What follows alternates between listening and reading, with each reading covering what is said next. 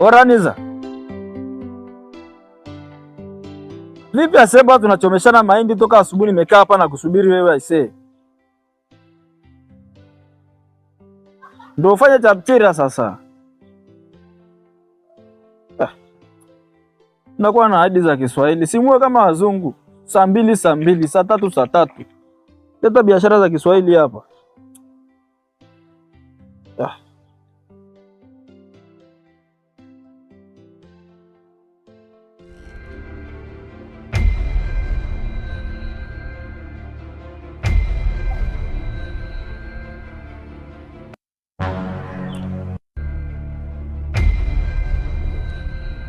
Kwa unajikuta Harmonize mazoea au sio? Kwamba unanijua sana yani. Huwezi kufanya biashara bila perepete nyingi.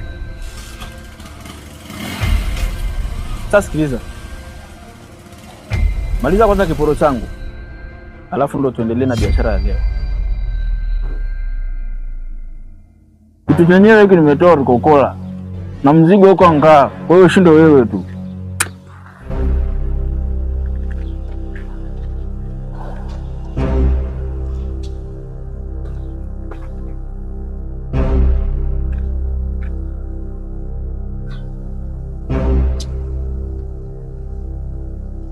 Niza.